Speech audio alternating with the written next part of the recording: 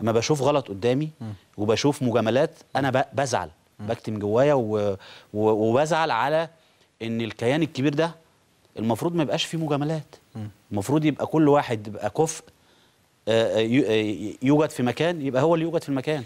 ما اجيبش انا ابراهيم عشان صاحبي، وما اجيبش فلان عشان قريبي، وما اجيبش علان عشان انا بحبه، وفلان ابعده عشان عنده راي وعنده شخصيه وعنده حاجه. لا يعني طيب ربنا يسهل. خليني ارجع لك للموضوع الاساسي، هو الكابتن ربيع ياسين، لانه رغم كل اللي انت بتقوله الكابتن ربيع ياسين على طول متواجد في النادي الاهلي وبشوفه كلنا موجودين في النادي الاهلي. وانت عارف كده كويس.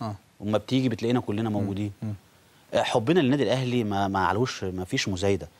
انا راجل ما لعبتش في النادي الاهلي كتير، خلي بالك.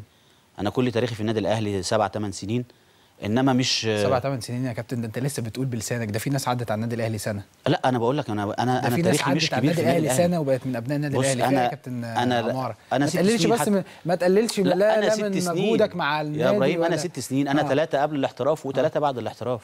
6 سنين مش 8 سنين ولا حاجه.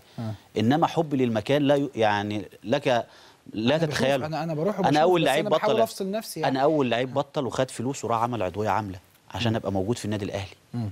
حبي للنادي الاهلي وانتمائي للمكان لا يقل ان انا يعني ما بشوف اخطاء بقى لازم اقولها. انما حبي ما فيش حد يعني يزايدنا عليه. طيب انا بشوفكم الحقيقه وتحديدا عشان كلامي على الكابتن ربيع ياسين، بشوف مدى الطيبه اللي فيه يوم الثلاث ولا يوم الخميس لما يبقى فيه لعب في النادي الاهلي، وبسطته وجماله وكده. بعد ما يبقى فيه لعب كوره الاقيه في الاوضه بتاعت عم عباس ويبقى جايب معاه الفول ويقعد يعزم الناس كلها، يلا يا جماعه وفول وطعميه وبتاع ومش عارف، مره فول مره رنجه مره ده عم عباس ده حكايه، هو محمد. يعني الناس دي طيب. ناس لها تاريخ في النادي الاهلي. انا هرجع اتكلم مع حضرتك في الموضوع ده في نفس السياق برضه. احنا بنتكلم عن منتخب الشباب وانا معايا واحد من نجوم منتخب الشباب، ياسر